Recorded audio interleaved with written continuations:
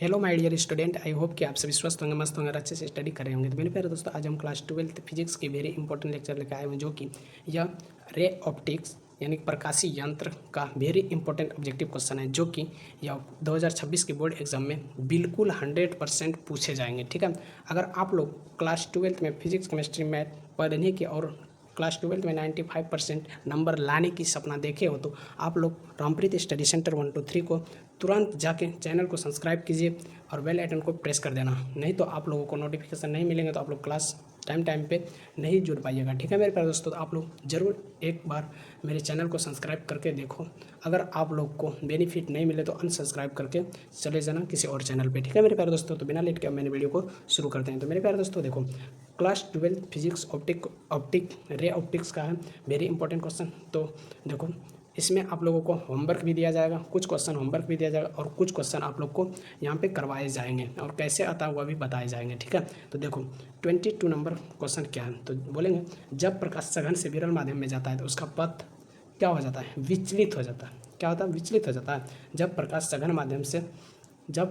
सघन से विरल माध्यम में जाता है तो उसका पथ अभिलंब से दूर बढ़ जाता है। क्या हो जाता है, अभिलंब से दूर भाग जाता है। क्या हो जाता है, अभिलंब से दूर भाग जाता है। तो मेरे प्यारे दोस्तों, अगर कोई पूछ दे कि जब प्रकाश सघन से विरल माध्यम में जाता है तो उसका पथ क्या हो जाता है, अभिलंब से दूर भाग जाता है। क्या हो जाता है, अभिलंब से दूर भाग जाता है। तो मेरे प्यारे दोस्तों देखो, ऑप्शन दिया हुआ है, अभिलंब की ओर मुड़ जाता है, या फिर अभिलंब से दूर भाग जाता है, या फिर सीधा चलता है, या शून्य हो जाता है। तो अभिलंब की ओर मुड़ता है या दूर भाग जाता है, बात एक ही है मेरे प्यारे दोस्तों। क्या बोलेंगे, अभिलंब की ओर मुड़ता है। क्या बोलेंगे, अभिलंब की ओर मुड़ता है। अब देखो, अब नेक्स्ट क्वेश्चन पे चलते हैं। नेक्स्ट क्वेश्चन देख क्या दिया हुआ है। देखो नेक्स्ट क्वेश्चन जो रहेगा मेरे प्यारे दोस्तों, वो वेरी इंपॉर्टेंट क्वेश्चन रहेगा और इजी क्वेश्चन है, जो कि क्लास 12 बोर्ड एग्जाम में कई बार पूछे गए हैं। ठीक है मेरे प्यारे दोस्तों, देखो इनको, समतल दर्पण में बनने वाली प्रतिबिंब की प्रकृति कैसी होती है। समतल दर्पण में प्रतिबिंब किस प्रकार बनती है। तो मेरे प्यारे दोस्तों, यह 8 क्लास से ही पढ़ते आ रहे होंगे, 8, 9, 10, 11 और आप लोग 12 में आ गए। अगर इसका आप लोग कमेंट बॉक्स में जवाब नहीं दीजिएगा, अगर आप लोग आंसर चीटिंग करके दे रहे हैं, सोचो कि आप लोग क्लास 12 में है ही नहीं। 10 क्लास के बच्चों ये सब पढ़ के बैठे हुए हैं, 8 क्लास के बच्चे पढ़ के बैठे हुए हैं। अगर आप लोग 12 में रह के आंसर को गूगल पे सर्चिंग कीजिएगा तो आप लोग एकदम बिल्कुल पढ़ो ही मत, छोड़ दो पढ़ाई मेरे प्यारे दोस्तों। तो आप लोग फटाक से कमेंट कीजिए, बिना चीटिंग किए फटाक से क्वेश्चन देखो और आंसर दो। ठीक है मेरे प्यारे दोस्तों, कमेंट बॉक्स में जवाब दो। ठीक है, तो बिना लेट के अब मैंने वीडियो को आगे बढ़ते हैं। देखो जैसे कि 24 नंबर क्वेश्चन दिया हुआ है। 24 नंबर क्वेश्चन क्या है, 24 नंबर है, प्रिज्म से गुजरने वाले श्वेत प्रकाश किसमें विभाजित होते हैं। यानी कि प्रिज्म से गुजरने वाले, प्रिज्म से गुजरने वाली, देखो हम प्रिज्म एक बनाते हैं।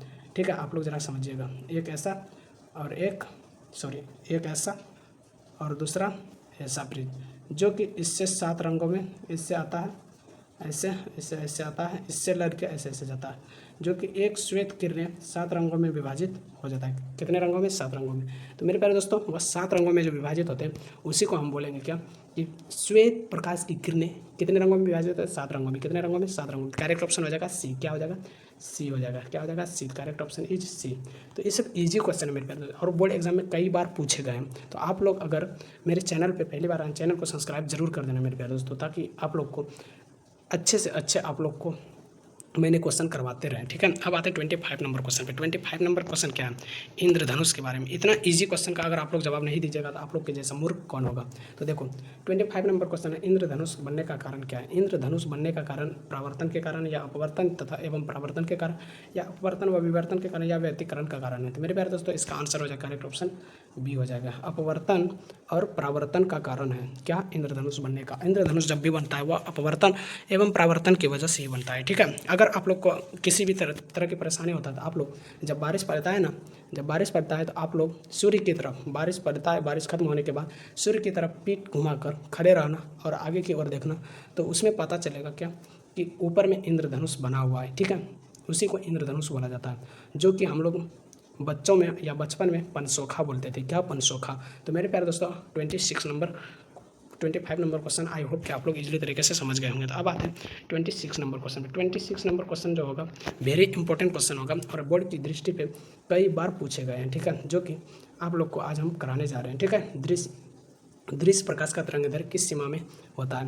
यानी कि दृश्य प्रकाश का तरंगदैर्घ्य किस सीमा में होता है। किस सीमा में होता है मेरे प्यारे दोस्तों, दृश्य प्रकाश का तरंगदैर्घ्य किस सीमा में होता है। किस सीमा में होता है मेरे प्यारे दोस्तों, 4000 ग्रेड 4000 डिग्री डैश 7000 तक, यानी 4000 से 7000 तक होता है। ठीक है, 4000 से 7000 तक होता है। ठीक है, ठीक है मेरे प्यारे दोस्तों। अब आते हैं 27 नंबर क्वेश्चन पे। 27 नंबर क्वेश्चन क्या दिया हुआ है? 27 नंबर क्वेश्चन अच्छे से आप लोग समझिएगा। 27 नंबर क्वेश्चन बोलेंगे, समतल दर्पण में वस्तु और प्रतिबिंब की दूरी होती है। यानी कि समतल दर्पण में वस्तु और प्रतिबिंब की दूरी होती है। समतल दर्पण में वस्तु और प्रतिबिंब की दूरी क्या होती है मेरे प्यारे दोस्तों? समतल दर्पण में वस्तु और प्रतिबिंब की दूरी क्या होती है? आप लोग बताइए फटाक से। आप लोग कमेंट बॉक्स में जवाब दीजिएगा इसका आंसर। ठीक है, कमेंट बॉक्स में जरूर जवाब देना क्या होगा, ताकि हम भी समझ सकें कि आप लोग बहुत इंटेलिजेंट हो गए मेरे साथ में पढ़ के। ठीक है, अब इसके आगे चलते हैं 28 नंबर क्वेश्चन पे। 28 नंबर क्वेश्चन क्या है? कैमरा का सिद्धांत किस पर आधारित होता है? कैमरा जो होता है, एक होता है 4G कैमरा होता है ना, तो यह सब कैमरा जो होता है, कैमरा किस पर आधारित होता है? किस पर आधारित होता है हम आपको ऑप्शन के साथ में बताएंगे।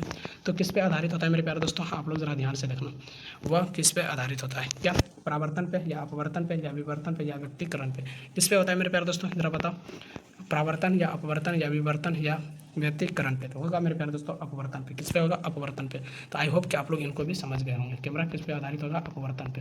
अब चलते हैं 29 नंबर क्वेश्चन पे, जो कि इजली तरीके से आप लोग समझ गए होंगे। तो 29 नंबर क्वेश्चन है, प्रकाश का सीधा रंग में संचरण किसमें प्रमाणित होता है? यानी प्रकाश का सीधा रंग रेखा, यानी कि प्रकाश का सीधा रेखा में संचरण किससे प्रमाणित होता है? सीधा रेखा। प्रकाश की जो लाइट आता है वह सीधा रेखा आता है। ठीक है, वह जो संचरण होता है वो किस में प्रमाणित होता है? सूर्य ग्रहण से, चंद्र ग्रहण से, पिन होल कैमरा से, या परावर्तन से? तो पिन होल कैमरा से होता है। किससे? पिन होल कैमरा से। किससे? पिन होल कैमरा से। किससे होता है? पिन होल कैमरा से।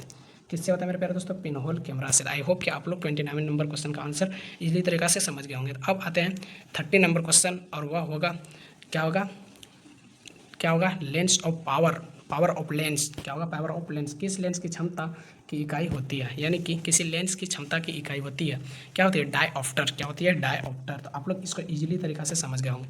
तो यह सब क्वेश्चन जो है मेरे प्यारे दोस्तों वो वेरी इंपॉर्टेंट, जो कि बोर्ड एग्जाम की दृष्टि से इंपॉर्टेंट आप लोग को करवा रहे हैं। तो मेरे प्यारे दोस्तों अब आते हैं 31 नंबर क्वेश्चन पे। 31 नंबर क्वेश्चन क्या है? हीरे की चमक, क्या बोला गया? हीरे की चमक किस कारण से होती है? हीरे की चमक किस कारण से होती है? अपवर्तन या विवर्तन या पूर्ण आंतरिक परावर्तन या व्यतिकरण से? किससे होता है? पूर्ण आंतरिक परावर्तन से। किससे होता है? पूर्ण आंतरिक परावर्तन से।